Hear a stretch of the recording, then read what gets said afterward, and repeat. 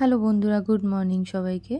আমি আজ সকাল সকাল একটু ব্লগ স্টার্ট করলাম, কারণ আজ অফিস যাব না, কিছু শারীরিক অসুস্থতার জন্য। এদিকে দেখো বর রেডি হয়ে গেছে অফিস যাবে বলে, আমি বিছানায় বসে হাই তুলছি।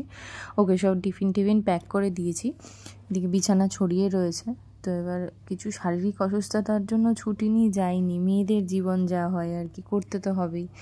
আর করতে বাধ্য, আমরা কিন্তু বাধ্য হয়ে করি না, আমরা কিন্তু নিজের স্ব ইচ্ছায় করি। তার কারণ হচ্ছে, একটা মেয়ের একটা ইমোশনটাই এমন হয়, মানে মনটাই এমন হয় যে ঘর নোংরা হয়ে পড়ে থাকলে তার ভাল লাগে না। যতই শরীর খারাপ হোক না কেন, সেই উঠে গিয়ে ঠিক আগে জায়গার জিনিস জায়গায় রাখবে, ঠিকঠাকভাবে পরিষ্কার করবে। তারপরে এদিকে দেখো সকাল সকাল ব্রাশ করতে করতে দাঁড়িয়ে দাঁড়িয়ে ভাবছি যে বাড়িতে দুধের প্যাকেটও নেই। আবার বর যখন অফিসে বেরোচ্ছে, কালকে মাটন এনেছে। এবার মাটনটা কী করেছে, কালকে হরিণঘাটার অনলাইন অর্ডার করে দেখেছি যে কেমন হয়। তা আমি ওকে আবার বললাম যে যখন সব অর্ডার করলে তাহলে আমার জন্য একটা দুধের প্যাকেট অর্ডার করবে না, মানে আমি দুধ চা খাই। এদিকে ও তো চা খায় না, ভুলে গেছে। এমনি সময় নিয়ে আসে, এবার ভুলে গেছে। এবার ও আমাকে চা খেতেও দেয় না, কারণ চা খাওয়া স্বাস্থ্যের পক্ষে ভালো না, বকাবকি করে। তো যাই হোক, ওইটাই আমি ব্রাশ করতে করতে তখন দাঁড়িয়ে দাঁড়িয়ে ভাবছিলাম। আর এদিকে দেখো ততক্ষণে ঝটাপট একদম 3x মোডে মানে ভিডিও শ্যুট করছি বলে তোমার মনে হচ্ছে, ভিডিও এডিটিং করেছি বলে তোমাদের মনে হচ্ছে হয়তো ঝটপট ঝটপট কাজ হয়ে যায়, কিন্তু তা না গো। আমাদের রিয়েল লাইফে যদি এরকম 2x 3x মোডে যদি অটোমেটিক যদি হাত পা চলতো, তাহলে তো আর এত সময়ই আমাদের যেত না, একটু রেস্টও করতে পারতাম।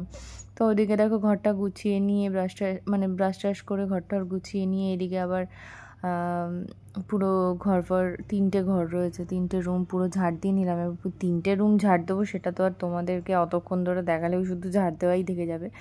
তো যাই হোক, তো কি বলো তো, আগে যেমন মানে যারা ধরো হাউসওয়াইফ, হোম মেকার, হ্যাঁ, তাদের একটা দুঃখ ছিল কি, আগেকার জামানায় এমন হতো যে স্বামীরা মানে মানে চাকরি করছে, কাজবাজ করছে, মানে ঘরের বউয়ের কোনো কাজের সাথে সহযোগিতা করে না বা কিছু করে দেয় না। কিন্তু আজকাল যেমন নারীরাও এগিয়েছে, হ্যাঁ, মেয়েরাও যেমন হচ্ছে স্বামীর সাথে একদম পায়ে পা মিলিয়ে হাতে হাত ধরে এগিয়ে যায় জীবন কাটানোর জন্য। নিজেরাও এখন অর্থ উপার্জন করছে যাতে একটু ঘরে সাহায্য করতে পারে, প্লাস ঘরটাও সামলাচ্ছে। সেই রকম স্বামীরাও কিন্তু পিছিয়ে নেই। স্বামীরা যেমন সংসারের দায়িত্ব নিয়ে, উপার্জনের দায়িত্ব নিয়ে কাজবাজ বাইরে করে, সেরকম ঘরে এসেও কিন্তু ম্যাক্সিমাম এখন দেখি যে ওয়াইফের কিন্তু হেল্প করে।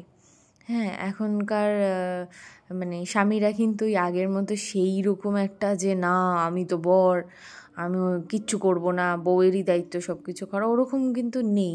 এটা কিন্তু আগে ছিল, এটা সত্যি কথা। আমি নিজের মানে কি বলবো, নিজের বাড়িতেও দেখেছি যে মাই সব কাজবাজ করতো, পাপা যেমন কাজবাজ করতো। এমন না পাপা যে করবো না তা না, আমার পাপাও কিন্তু আবার হেল্প টেল্প করে। আমার পাপা যেমন হচ্ছে টুকটাক করে ওই ধরো বাজার টাজার করে আনলো, হ্যাঁ, মাঝে মাঝে মুড ভালো থাকলে, মানে মুড ভালো থাকলে এখন যেমন কি, তো মুড ভালো থাকলে কোনো দিন ইয়ার্কি করতে করতে ধরো কোনো একটা কিছু করে দিল। বা চিংড়ি মাছ ধরো খোসাওয়ালা চিংড়ি মাছ নিয়ে এসছে, ওটা বসে ধরো ছাড়িয়ে দিল।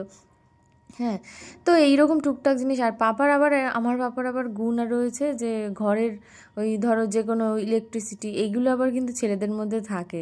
এটা আমার বরের মধ্যেও আছে। কোনো টুকটাক মানে খারাপ হলো, হলো, ওটার জন্য মিস্ত্রি লাগে না, নিজেই কিন্তু একদম টেকনিশিয়ানগিরি করে দেয়। তো যাই হোক, এই গুণগুলোও রয়েছে, এগুলো করে টুকটাক। তো যাই হোক, তো কাউকেই খারাপ বলবো না, কারণ আমার মানে আমি ভীষণ পজিটিভ থাকতে পছন্দ করি। আমি কারোর ব্যাপারে না কোনো নেগেটিভ কথাটা বলাটাও খুব একটা পছন্দ করি না। কিন্তু যখন অত্যন্ত মানুষ মাথার উপরে চড়ে যায়, তখন দেখছি জিনিসটা নেওয়া যাচ্ছে না, তখন না মানে আমি ওটাকে ঠিক হজম করে উঠতে পারি না, বলে দিই। ওই জন্য আমি অনেকের কাছে খারাপও, মানে কেউ অন্যায় করছে ওটা আমি দেখে কিছু বলবো না, এটা আবার আমার দ্বারা হয় না।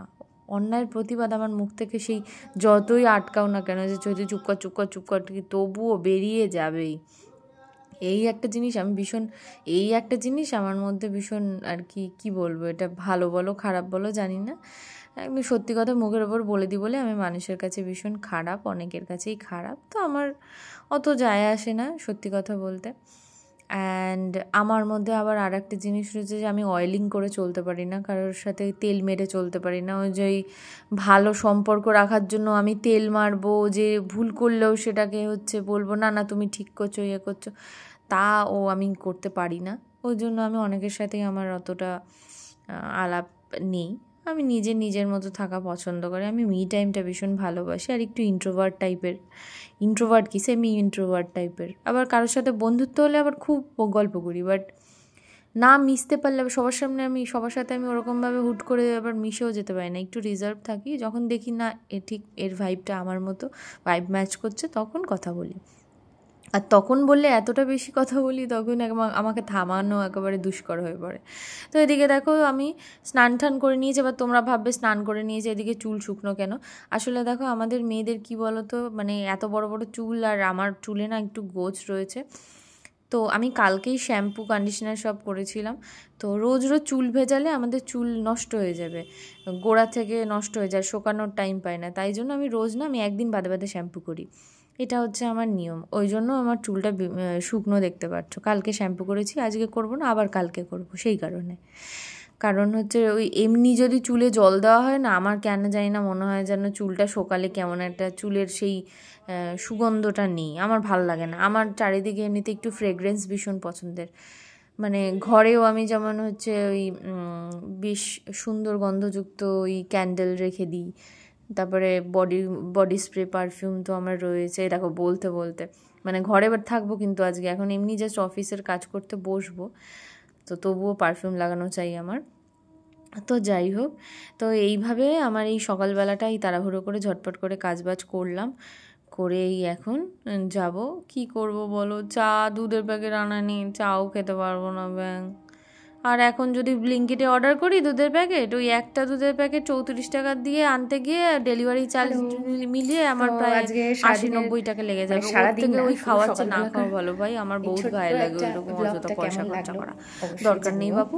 এদিকে চুলের মধ্যে একটুখানি মোটামুটি দেখো মুখে একটু ক্রিম লাগিয়ে ঝিঙ্কু মেরে নিলাম, এদিকে চুলের মধ্যে একটু সিরাম লাগিয়ে নিয়েছি, কারণ নিচে ওই দেখো পাটের দড়ি রয়েছে না, আমার কালারগুলো করা রয়েছে না সোনা। যাই হোক, লাইক কমেন্ট করে দিও। চলো টাটা, আমি এবার অফিসের কাজে বসি।